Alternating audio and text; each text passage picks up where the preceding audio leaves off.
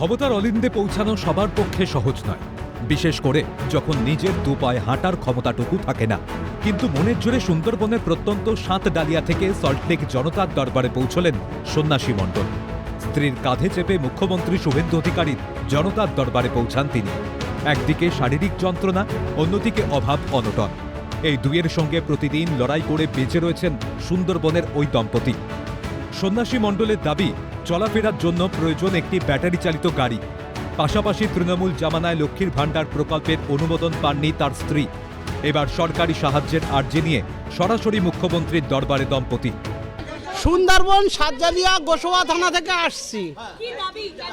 দাবি, আমি অসহায় মানুষ, আমার একটা ব্যাটারি চালিত গাড়ি চাই এবং আমি একটা প্রতিবন্ধী মানুষ, আমার একটু ভাতিয়া এবং এনার লক্ষ্মীর ভাণ্ডার পাইনি ও আমি একটু খোঁড়া মানুষ, আমার একটা ঘর যাতে হয় সেই আবেদনে উঠেছিলাম। মুখ্যমন্ত্রী বললেন যে হয়ে যাবে, 7 দিনের ভিতরে সমস্যা মিটে যাবে আপনাদের। মুখ্যমন্ত্রী শুভেন্দু অধিকারীর সামনে নিজের সমস্যার কথা তুলে ধরেন সন্ন্যাসী মণ্ডল। শুধু আশ্বাস নয়, 7 দিনের মধ্যে সমস্যা সমাধানের কথা জানিয়েছেন মুখ্যমন্ত্রী শুভেন্দু অধিকারী। মুখ্যমন্ত্রীর আশ্বাসে দিন বদলের আশা সুন্দরবনের দম্পতির জীবনে। ক্যামেরায় সমীরণ হাওলাদারের সঙ্গে অভিরূপা হাজরার রিপোর্ট, ক্যালকাটা নিউজ।